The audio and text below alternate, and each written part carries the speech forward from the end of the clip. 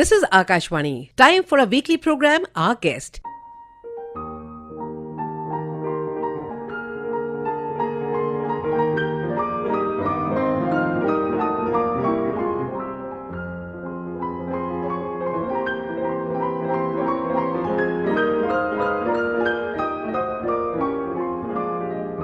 Dear listeners, the music that you just heard is the work of a pianist who is a yoga enthusiast too. And it's a pleasure that we have this accomplished pianist, Mr.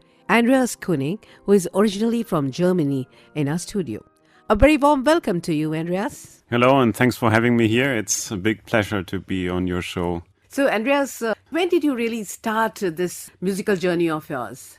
You see, most musicians start their journeys early on. And that was also my case. I was only 5-6 years old when I chose to play the piano. I just was fascinated by the instrument. Actually, I was fascinated by the piano and by the organ. Okay, both. Yeah. You had any other musician in your family, or out of the blue you just felt that you should go for this? From your own perspective, it's out of the blue. My parents are not musicians. But among my grandparents, there were also some musically talented family members and also one dancer. Since you had artists in your family, that could be one of the reasons why you also felt like it. That's true. They are outright dynasties also. Yeah. And the same is true for even composers and composers' families in some occasions. So, Andreas, what was your childhood like?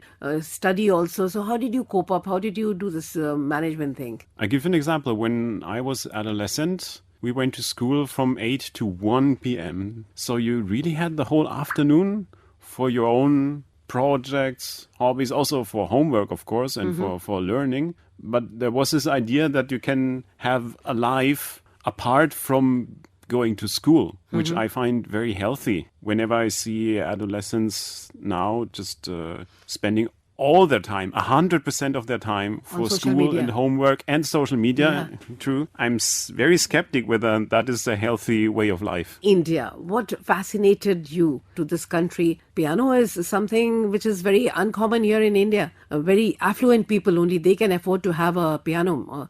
Other instruments are still easy to, purchase. And So I would say the main reason why I came here is that I have some deeper ties with India and its tradition, and that is through yoga. I've practiced it since many years. I recently counted them, so it should be around 14. 14 years. Yeah. So at one point, that also sparks some curiosity about the place where that all comes from. Naturally so, I think. So did you join any yoga institute or? Yeah, I did join an institute, although not in India. So I only came here 1.5 years ago, and I have not visited this country before. But I would say my yoga journey, at least when it comes to the asanas, I started with Iyengar. As a fun fact for musicians, by the way, he was highly esteemed, great musicians, and one of them is Yehudi Menuhin, violinist, legendary violinist. And he even stated once that BKS Iyengar was my best violin teacher.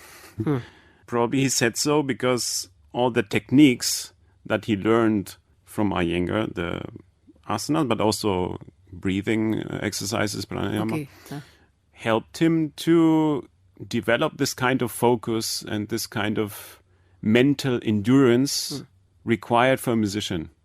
And probably even more so than only playing scales or the kind of exercises that you do on the instrument. And I totally agree with that. Right. Because on one hand, we play an instrument, but on the other hand, we are also an instrument. That is, we could say, played by our soul. Oh, lovely. And we cannot only focus on that material instrument, which is a piano or sitar. No? We should also focus on that other instrument, which is our own body. Within us, yes. Without family, so it must be really tough. So how do you cope up with that? Yeah. Practically, we should not complain too much, maybe, no? Especially if you compare it then to biographies, for example, of some composers, no? Like Chopin is a very famous one among the Western classical composers, no? And For example, he also had to leave his country. He left his country and he never managed to come back. Never in his life. And he did not have WhatsApp or easy way to communicate with his friends and family members. No, for us, that is even hard to imagine.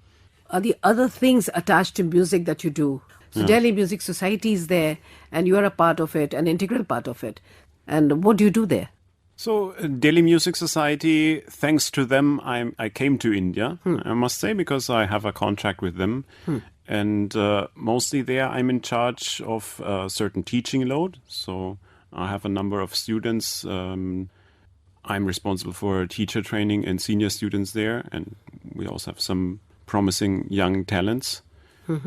And whoever wants to start this journey as well of playing a musical instrument or thinks that would be something great, enjoyable for their children. Your kind of music, like the instrument that you play, elderly people can also start late and learn something. Yes, you can start as an adult as well. The process of learning is very different, as you can imagine, no? Because we also know how different it is to learn a language, for example, when we are adults as compared to when we are children. No? So much of the learning process when we are really young is through playing.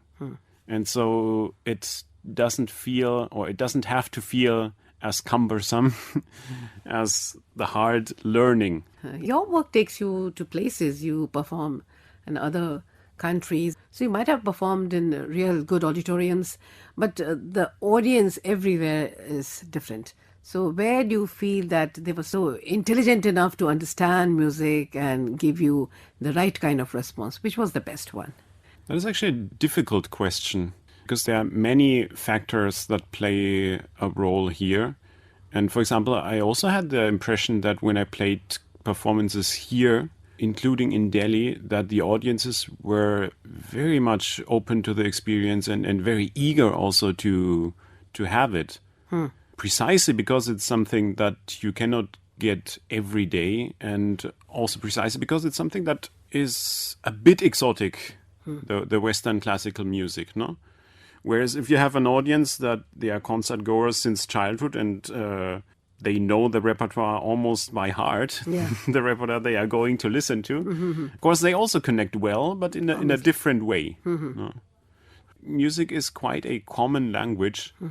And even if you have different musical traditions in different countries, as a listener from that side, you can always be open to it.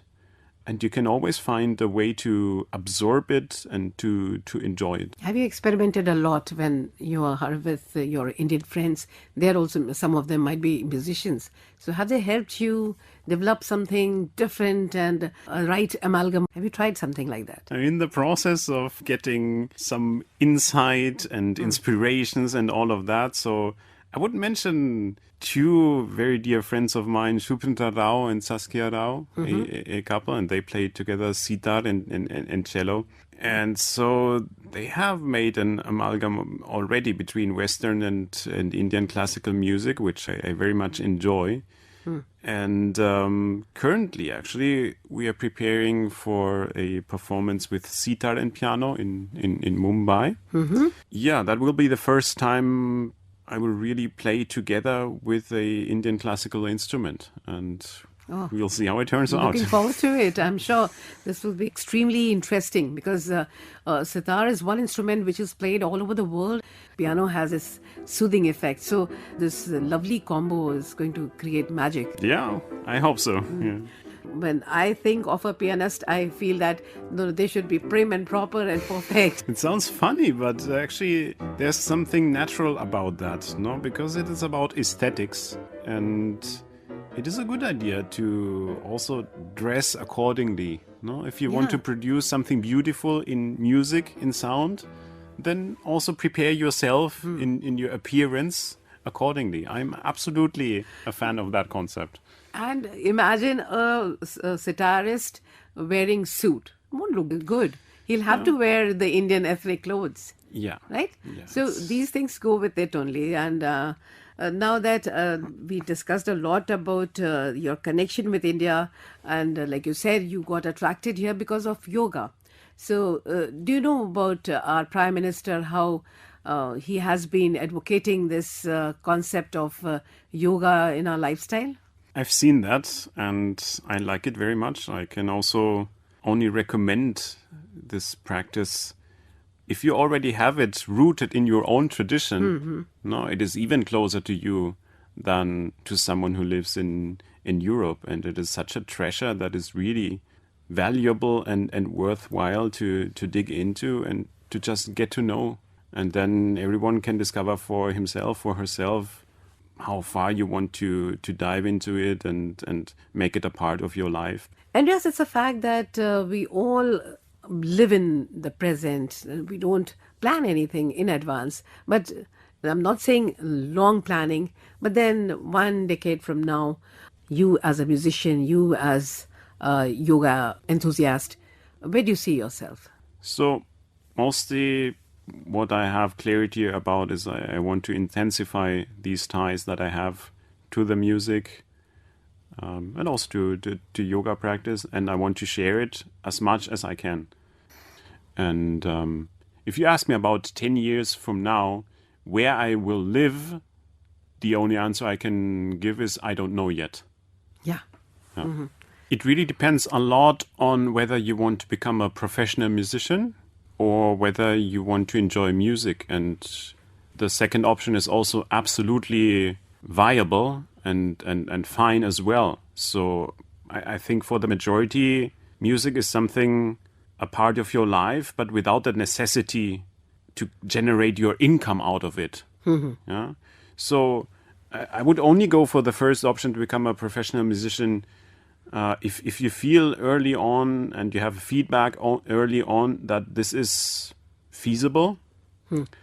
And then, of course, it requires intense discipline and also get the priorities right. Because if you're an aficionado, you can also always come with the excuse that I have so much homework to do, school takes us so much time. But if your goal is to become a professional musician, then you have to find the way to secure a certain number of hours daily to dedicate to what you want to learn. To maintain a particular routine. Yes. So prioritize on the career, then also reserve the time and the effort and the energy required for it. That is necessary. And then seek the best teachers, advice, and trustworthy ones, and enjoy the process. Wow, lovely. So it was lovely having you here, Andreas, and I'm sure you'll reach the pinnacle of glory in the coming years. Really shine, and you have been doing really good work till date, and in the future also, we see you as a great musician. So wishing you all the very best in life, and thank you again for being here, sparing your precious time with us. Yeah, many thanks for your invitation. It was a big pleasure to be here and talk to you. And friends, it's time for us to listen to some more of his beautiful soothing pieces, which is bound to mesmerize you with its effect. So, here we go.